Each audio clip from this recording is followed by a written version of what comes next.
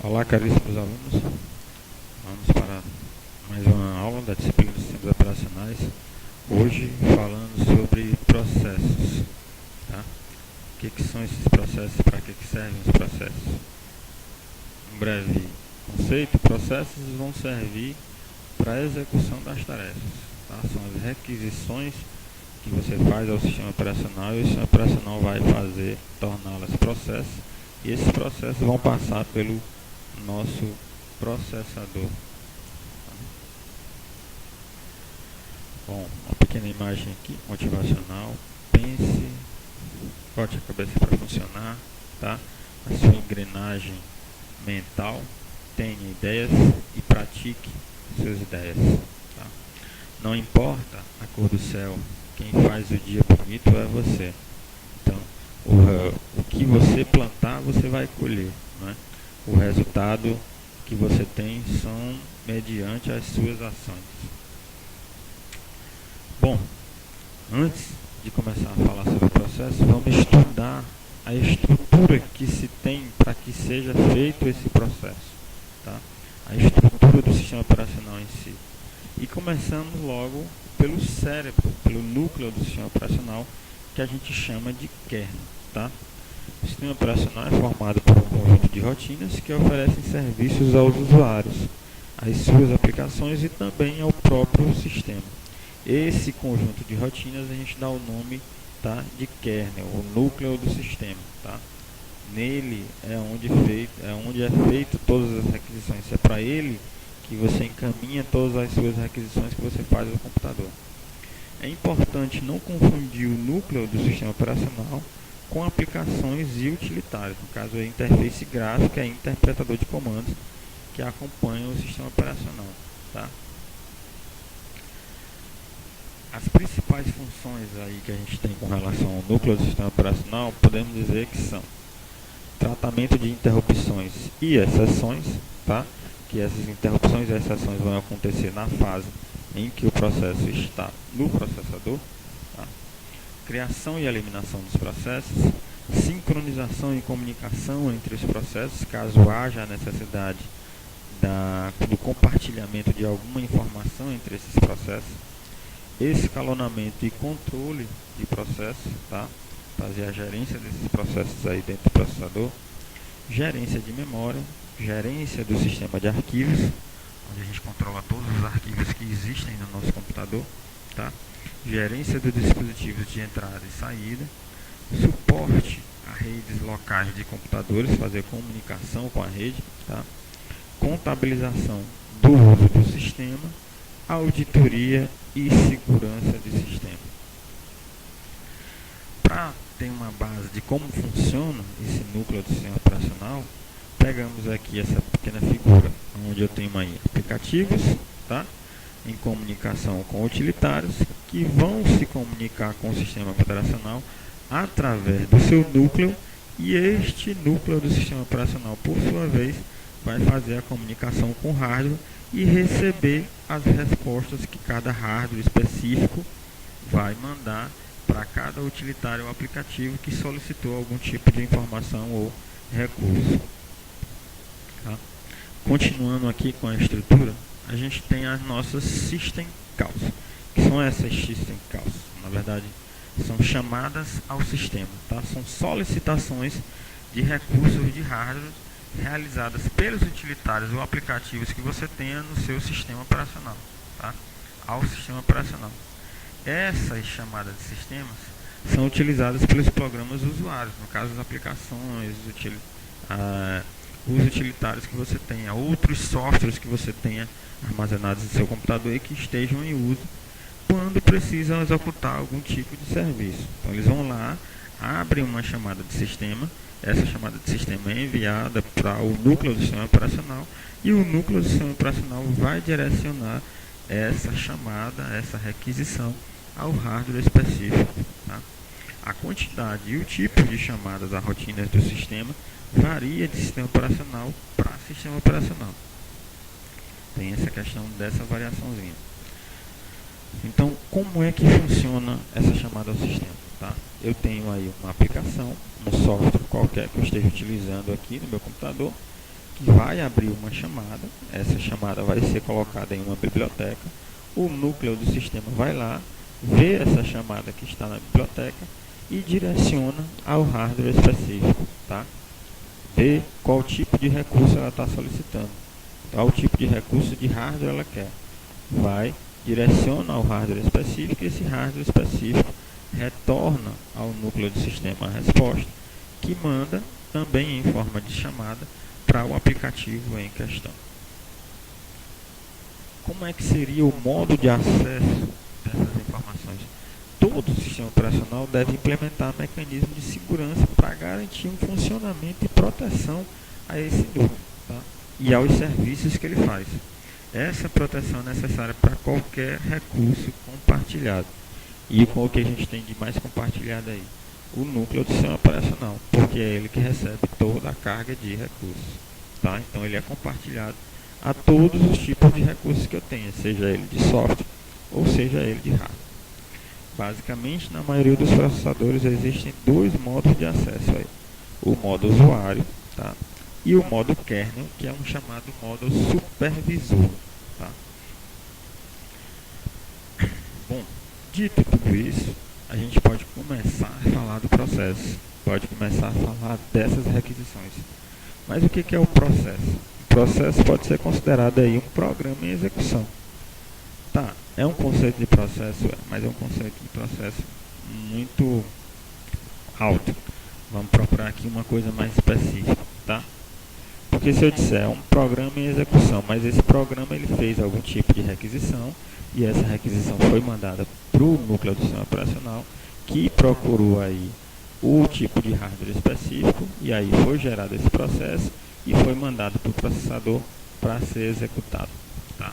Então isso na verdade o processo é uma estrutura responsável pela manutenção de todas as informações necessárias à execução de um programa, como conteúdo de registradores e espaço de memória. Então ele vai pegar tudo que seja com relação àquela requisição, tá?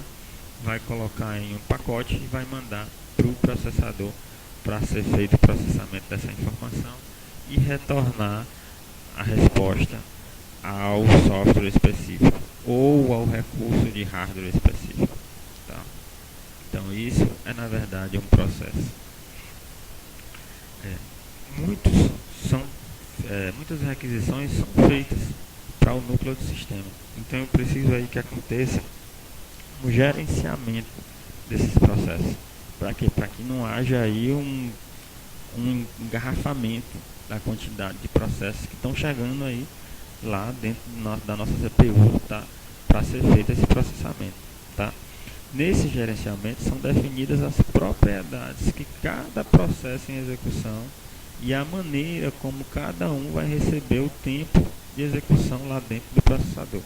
O tempo que cada um vai passar, tá? E a maneira como é que ele vai ficar lá. A principal função aí do gerenciador de processo é exatamente a execução do processo no processador de maneira adequada. Como é que é essa maneira adequada? De uma forma que não aconteça algum tipo de interrupção. E isso aí vai depender da prioridade que cada processo e a quantidade de processos gerenciados aí no nosso processador. Tá? É bastante importante ver essa quantidade, tá?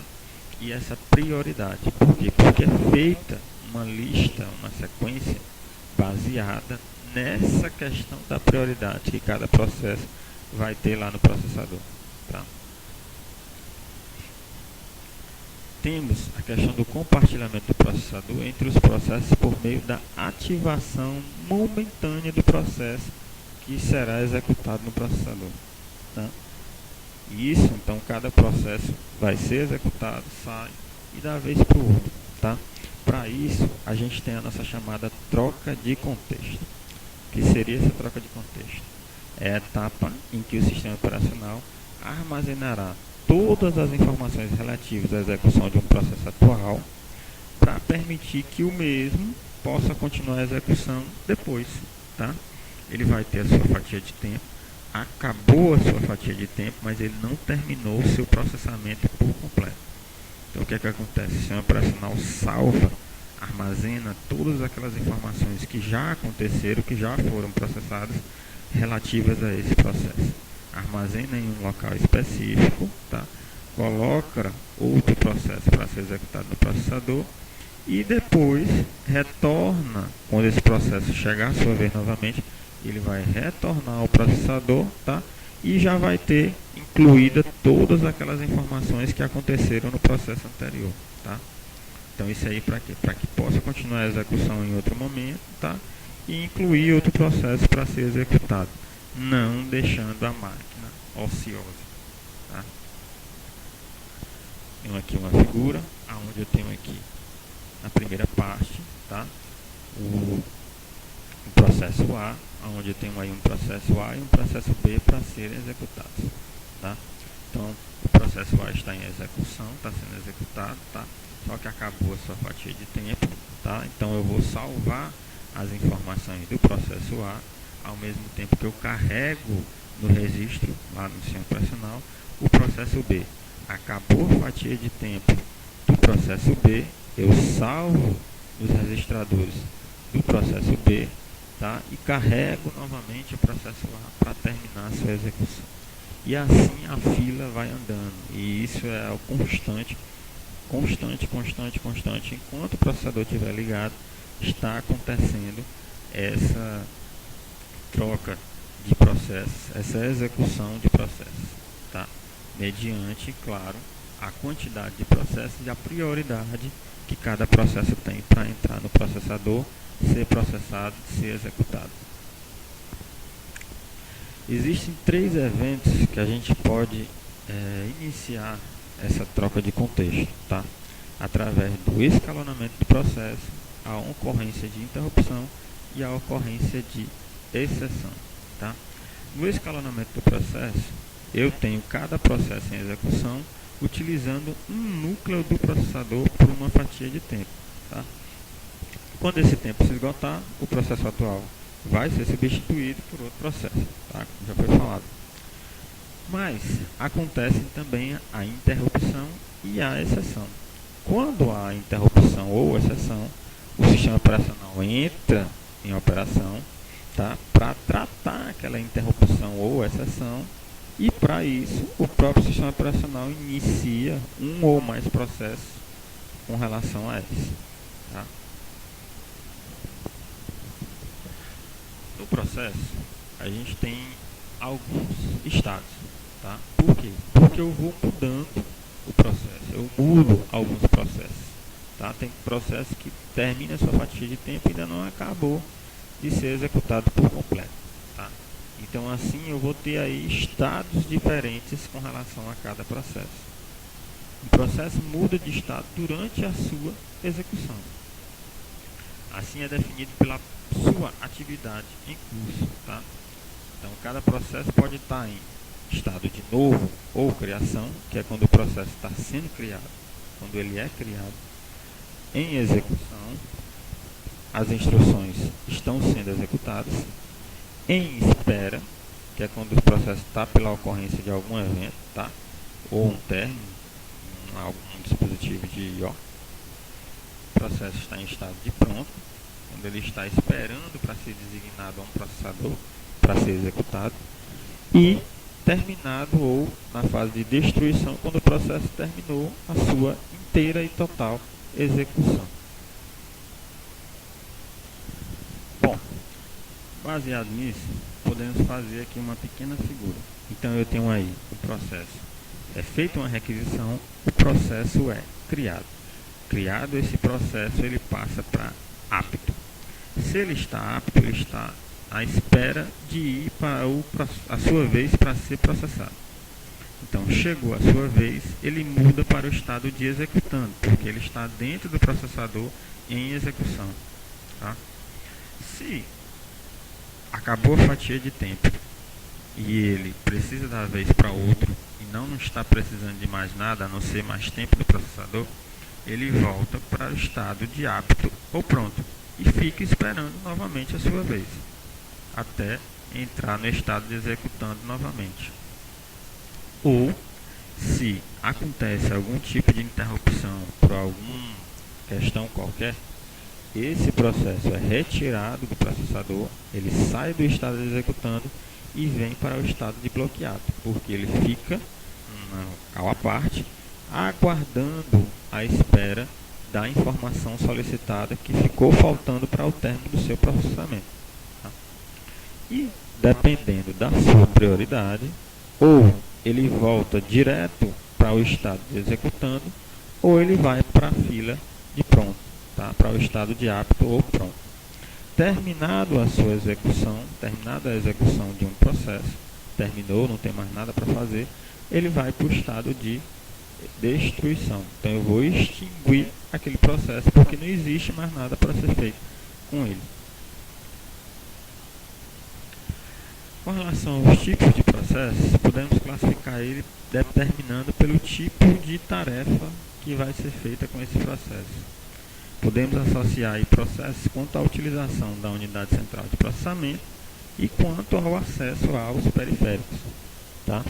Processos limitados aí pela UCP, tá? Pela nossa CPU, fazem poucas requisições de entrada e saída. Então, pouca coisa aí com relação a entrada e saída. Em consequência disso, eles não são vistos muito na fila de espera com frequência, mas em contrapartida são fregueses assíduos da fila de pronto. São processos que não ficam muito tempo, não dão muito problema, não estão na fila de bloqueado. Eles ficam sempre na fila de pronto, executando até terminar o seu funcionamento.